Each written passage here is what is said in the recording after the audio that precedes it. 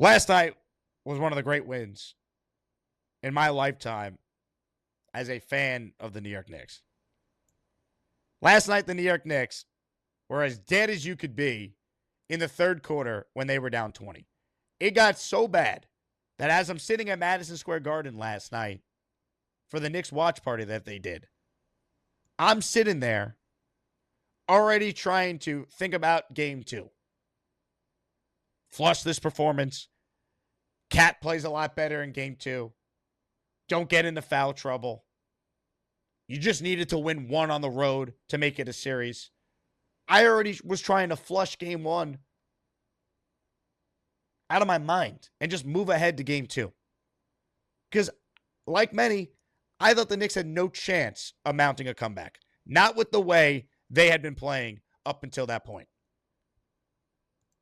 And for them to come back the way they did, to erase a 20-point deficit the way they did, that was one of the most satisfying wins I've ever experienced for any of my teams as a sports fan. I can't stand Boston. There's not a single person out there who gave the Knicks a chance in this series. Most people thought, Knicks maybe win a game, and it's a gentleman's sweep. They'll lose in 5. So for the Knicks to come back the way they did, unreal. And for them to do it the way they did it, where you needed everyone. Sure, Brunson's going to get a ton of attention. He deserves it. He has transcended this franchise. And he gave you incredible play in the third into the fourth to get you back in the game. But they don't make this comeback without huge shots to really spark this thing in the third quarter from OG Anunoby, who I believe has emerged as the second best player on this team with what he does on both ends of the floor. His ability to defend all 5 positions, his ability to now score efficiently and hit the 3 when all the attention goes to Brunson or Cat and they can kick it out to him. It changed everything, his shooting in that third quarter especially. What Hart did last night, unreal. And Bridges playing every minute of the game, essentially. 51 minutes last night. Coming up with critical plays down the stretch. Unreal. And obviously, Brunson had that flurry, right? Hits the bunch of threes. And he gets this great look. A chance to win it in regulation. And Jalen Brunson, while not an easy shot with Horford right there, who's way bigger than Brunson, Brunson hits that shot in his sleep with how clutch he has been in his career, especially in these playoffs. So the fact that the Knicks missed that shot, we now go to overtime, and I'm thinking, oh no, that might have been our best chance. We had to win it in regulation. Stun them right there. But for the Knicks to not waver off of that and show the resiliency in overtime, to then come out without Brunson scoring in overtime, oh, by the way, and win that game the way they did, unbelievable. And Mikal Bridges, I don't want to hear a damn thing about what they paid to get him with the draft capital. That's why he's here, for games like that. What a performance. Every minute of the game he's playing. And that steal at the end, the Knicks somehow find a way to upset Boston and actually win this series. That will go down in Knicks history as one of the great defensive plays a Knick has ever made. And he said after the game that he looked into Jaylen Brown's eyes. He's a football fan and looked into his eyes. That's when he knew when to jump up and go for the steal. Bridges Island. We know about Revis Island on this show. Bridges Island is what that was. But just unbelievable. That play, the 3 before that. Just a great win. A tremendous win. And now the Knicks have done what they needed to do by winning 1 in Boston. Get greedy. Because home court is not going to matter against this Celtics team. They've won in the Garden before, and the Knicks didn't protect home court against Detroit. They've been amazing on the road in these playoffs. Get greedy. Boston is probably never going to shoot as poorly as they did from 3 last night. But I'll counter and say, well, I don't think Cat is going to be as bad as he was last night. I think once the Knicks got used to how the game was being officiated, they were a different team. The problem was when Cat got his 3rd foul, that is when it all fell apart and they ended up trailing by 20. He was awful in the second half until he had that huge putback late. He'll be better. Hopefully the Knicks hit more free throws. But no one's given the Knicks a chance. And you know what? It's house money. And here's the thing with the Celtics. They haven't been tested in a long time. No one's even taken them to 6 games. They've been so dominant. Now all of a sudden Porzingis is dealing with an illness. Who knows how severe the injury is to Hauser? This is why you play the games, because you never know. Right? The Knicks last year lost a chance to go to the conference finals because of all their injuries, right? OG got hurt in game 2, and they were never the same after that, losing in 7 to Indiana. So this is why you play the games, because you never know. And as long as you have number 11, and it's tight in the fourth quarter, you got a chance, period. You got a chance if it is close in the fourth quarter and number 11 is out there, period. Because that's what he does.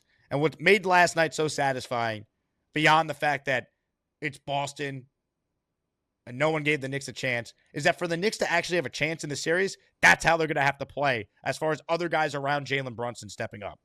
And it wasn't even Cat. It was Hart doing all the little stuff on both ends. It was OG. It was Bridges. It was Deuce McBride finally having a good night off the bench, giving them a spark with 3 3-pointers made and 11 points. And the Knicks clamped down defensively down the stretch. Regular season, doesn't matter once you get this far. All we heard was, well, the Knicks never beat Boston or Cleveland in the regular season. Does that matter right now? And oh, by the way, Cleveland's in real trouble against Indiana with their injuries after losing game 1. That's why you play the games.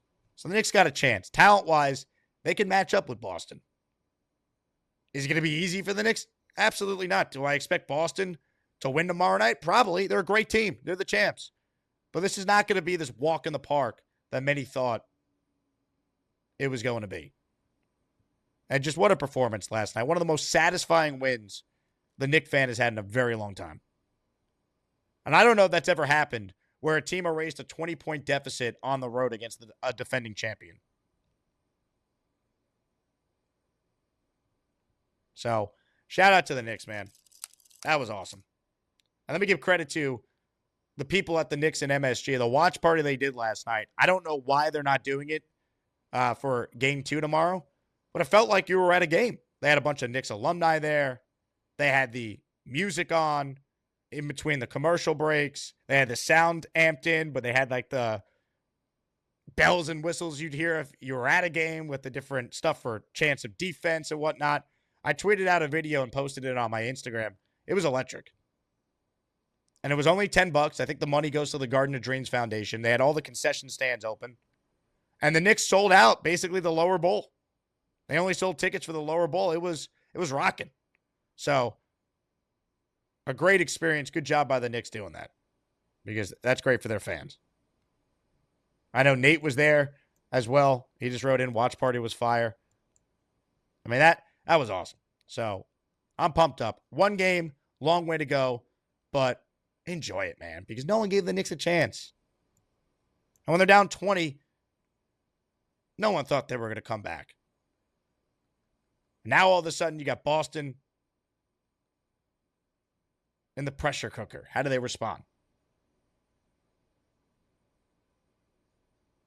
How healthy is Porzingis? How healthy is Hauser?